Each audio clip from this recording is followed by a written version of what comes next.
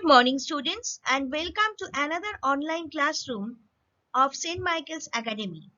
Today, I am going to discuss spinal cord, peripheral nervous system, and hindbrain.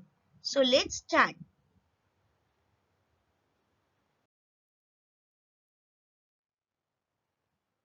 Hindbrain or rhombencephalon is the lowermost portion of the brain.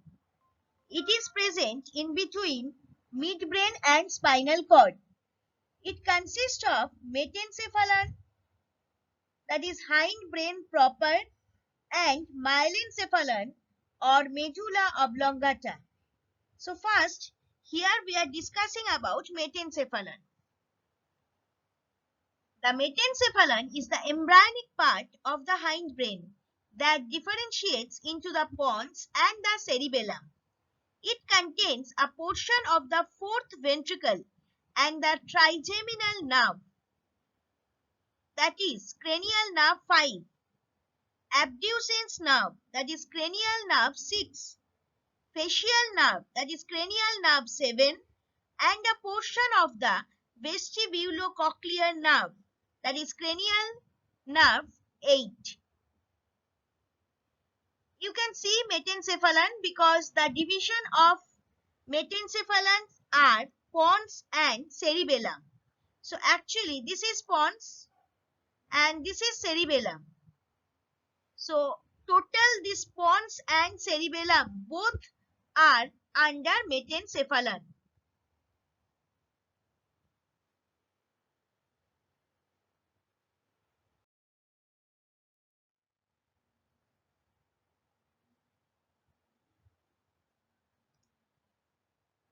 So first we are discussing about pons and cerebellum. What is pons? Pons is the part of the brainstem that links the medulla oblongata and the thalamus. You can see this diagram. Here this red color portion, this is pons. The pons contains nuclei that relay signals from the forebrain to the cerebellum. So pons basically is a link between the forebrain and cerebellum, along with nuclei that deal primarily with sleep, respiration, swallowing, bladder control, hearing, equilibrium, taste, eye movement, facial expressions, facial sensation, and posture. So that we can say that actually what is pons? The convex white eminence situated at the base of the brain and connecting midbrain and medulla oblongata is called pons. Pons connect the right and left sides of the cerebellum basically. In pons, the pneumotaxic area and apneutic area, that is centers, are present which control breathing through inspiratory and expiratory centers present in the medulla. Pons serves as the site of origin of 5, 6, 7 and 8 cranial nerves which maintain several functions. Now next one is cerebellum. The first question is, what is cerebellum? Cerebellum is the largest part of the hindbrain and second largest part of whole brain, lying posterior to the pons and medulla oblongata below the occipital lobe of cerebrum and providing posture, body balance and coordination of skilled movement of the body is called cerebellum. Cerebellum is situated under the occipital lobes of the cerebral hemisphere and dorsal to the pons and medulla oblongata. It is attached to the pons and medulla by 3 pairs of peduncles, that is bands of nerve fibers. You can see here in this picture This portion is cerebellum. It has already been marked over here. So functions of cerebellum, you can say that cerebellum maintains normal muscle tone, controls the posture and equilibrium of the body, maintains the normal erect posture of the body, regulates the voluntary movements of the body. It may be said that the cerebrum initiates movement and the cerebellum regulates them. So that you can say the cerebellum receives information from the sensory systems, the spinal cord and other parts of the brain, and then regulates motor movements. The cerebellum coordinates voluntary movements such as posture, balance, coordination and speech, resulting in smooth and balanced muscular activity. You can see this diagram: eye, nose, ear, tongue, lips. That means our 5 sense organs. That means tongue. Lips means tongue. Our 5 sense organs connect with this organ.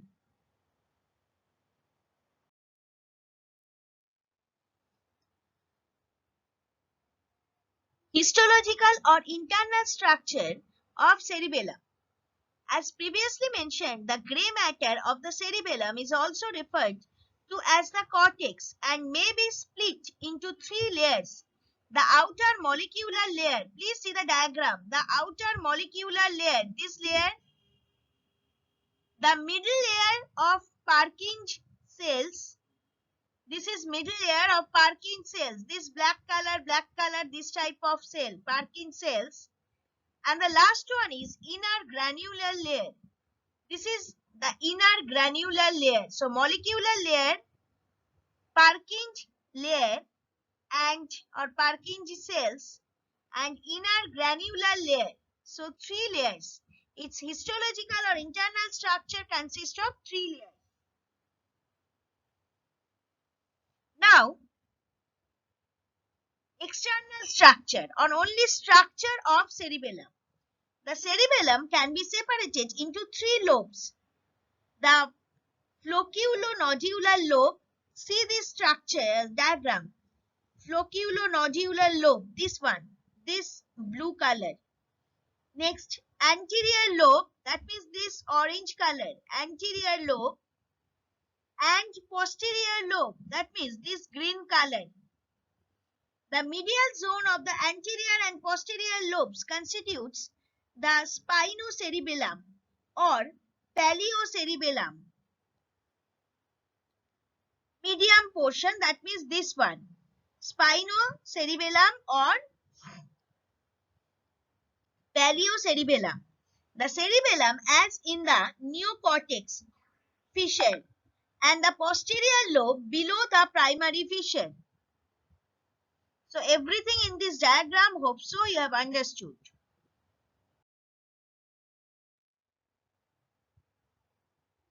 Now, another part of hindbrain, that is myelencephalon.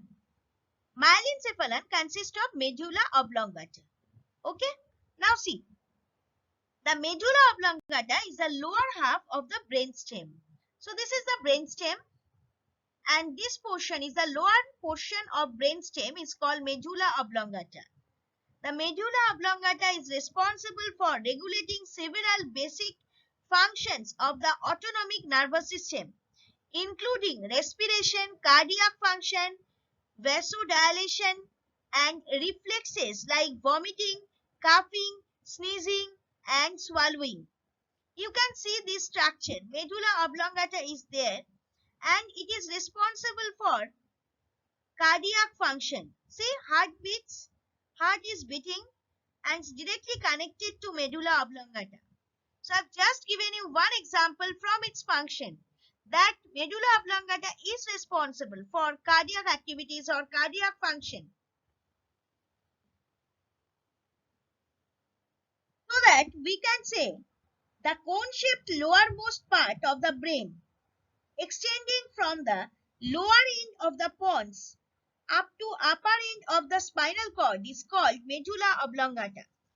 One thing you should remember that medulla oblongata is the last portion of brain which connects brain to the spinal cord. In medulla oblongata, respiratory, vasomotor, cardiac and salivary centers are present. These centers regulate respiratory, vasomotor and cardiac activities, saliva secretion respectively. It acts as relay center for touch sensation. It controls the visceral reflexes. Medulla oblongata acts as site of origin of 8, 9, 10, 11 and 12 cranial nerves.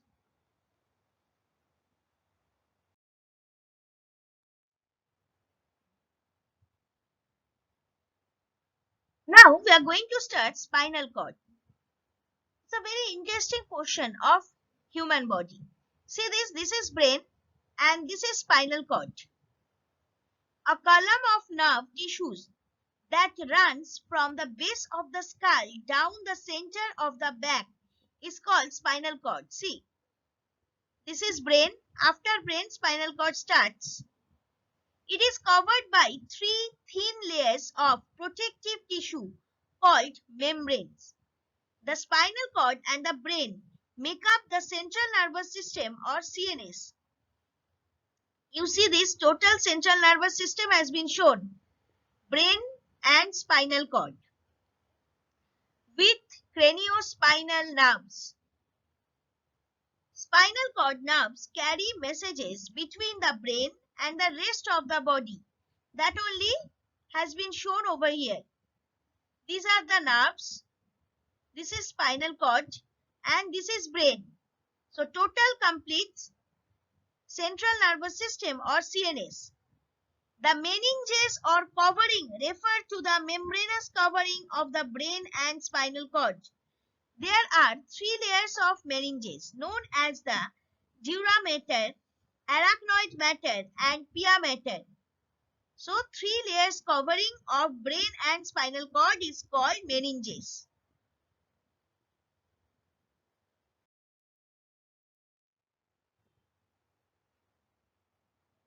Now histological or internal structure of spinal cord. You can see this diagram.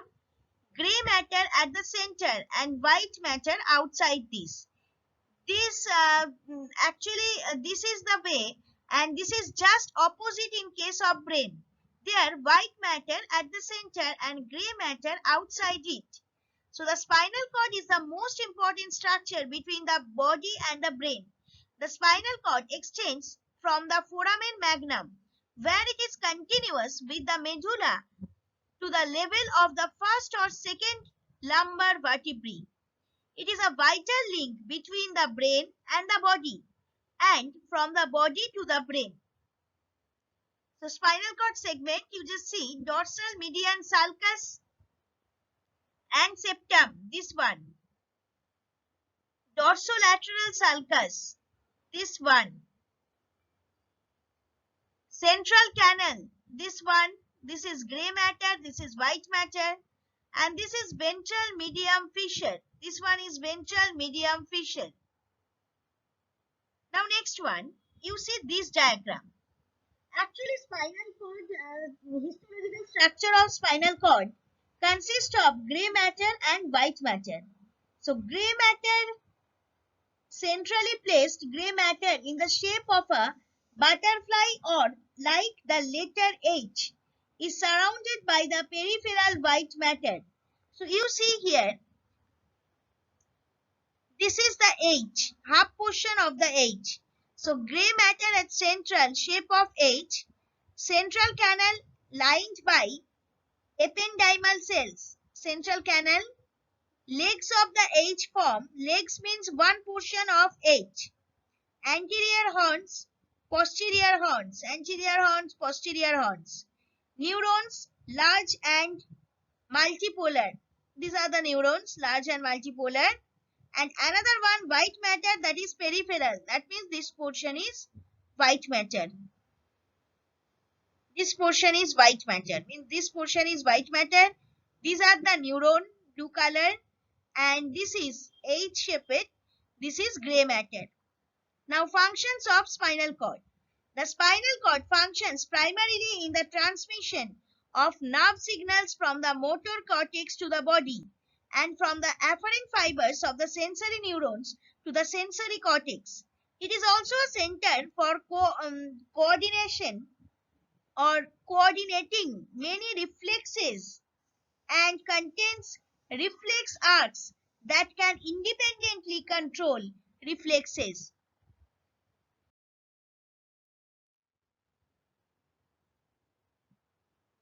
Now we are going to start peripheral nervous system or PNS. What is PNS? The afferent and efferent nerves which connect the different parts of the body with the central nervous system combinedly form a system known as peripheral nervous system or PNS. Actually, peripheral nervous system or PNS is divided into two parts. One is craniospinal nerves. It is divided into two parts, spinal nerves, 31 pairs of spinal nerves and 12 pairs of cranial nerves. And another part of PNS is autonomic nerves. Autonomic nerves divides into two parts, sympathetic nerves and parasympathetic nerves. So one by one we are going to discuss this. First, we are starting cranial nerves.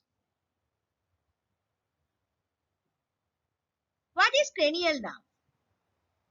Cranial nerve actually links with brain. The peripheral nerves originating directly from the brain stem and making their exit to the periphery through various openings of the bones of the cranium of the skull are called cranial nerves. You can see this diagram. Here these yellow colors are cranial nerves. They are opening through the various holes of the brain, various pores of the brain. This yellow color, all yellow color lines are cranial nerves. So your cranial nerves are pairs of nerves that connect your brain to different parts of your head, neck and trunk. There are 12 of them, each named for their function and structure. Each nerve also has a corresponding Roman numeral between 1 to 12. Now see these 12 pairs of cranial nerves. You have to remember this, so better you learn this. First one, olfactory. This one, olfactory. Second one, optic. Third one, oculomotor. Fourth one, trochlear. This one. Fifth, trigeminal. This one. Sixth, abducens. This one. Seventh, facial. This one. Seventh, facial. This one. Eighth, vestibulocochlear. This one. Number 9, glossopharyngeal. This one. Number 10, vagus. That one. Number 11, accessory. This one. And number 12, hypoglossal. That is this one. That is related to tongue actually. Hypoglottis of the tongue. So these are the 12 pairs of cranial nerves. You have to remember the names of all and functions also. Functions also are very important for all the 12 pairs of cranial nerves.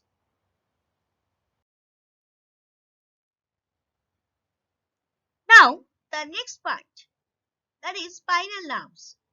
What is spinal nerves? A spinal nerve is a mixed nerve which carries motor, sensory and autonomic signals between the spinal cord and the body. In the human body, there are 31 pairs of spinal nerves, one on each side of the vertebral column. So this is the vertebral column and cervical C1 to C8. Thoracic T1, T for thoracic, T1 to T12. Next one, lumbar L1 to L5.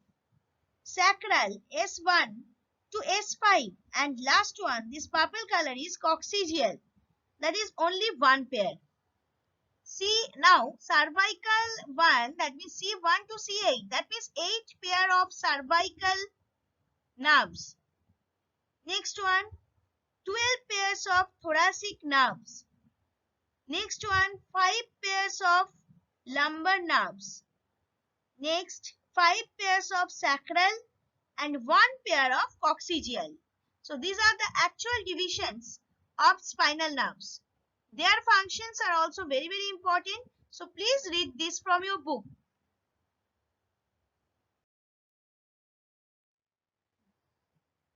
Now the next one is autonomic nervous system.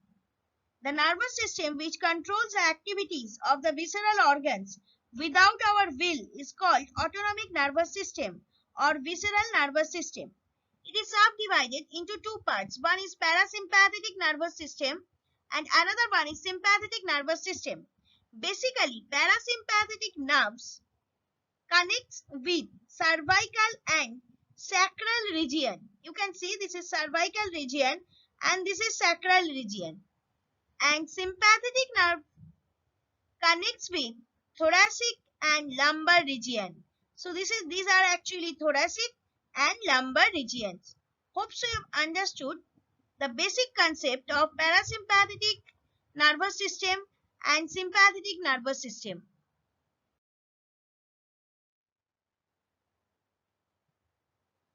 As autonomic nervous system has been subdivided into two parts, sympathetic and parasympathetic nerves. So first we are going to discuss sympathetic nerves. These nerves originate inside the vertebral column toward the middle of the spinal cord in the intermediolateral cell column or lateral horn, beginning at the first thoracic segment of the spinal cord and are thought to extend to the second or third lumbar segments. You can see this one total the process how sympathetic nerves works or what is the chemical mechanism of a sympathetic nerve. It has been shown over here. You can see these are the ganglia rather. Now in the next step we can see that within this ganglia actually what is happening. Acetylcholine, a neurotransmitter, has been secreted from the synapse portion and the total mechanism is going on. And the another one is the parasympathetic nervous system is one of three divisions of the autonomic nervous system, sometimes called the rest and digest system. The parasympathetic system conserves energy as it slows the heart rate, increases intestinal and gland activity, and relaxes sphincter muscles in the gastrointestinal tract, as it actually serves nerves in sacral regions also. So sacral region actually comprises of sphincter muscles in the urinary bladder portion of our excretory system. So that we can see the mechanism of parasympathetic nervous system, that you can see excitement. This is nervous system total mechanism and this is the inhibition and excitement occurs.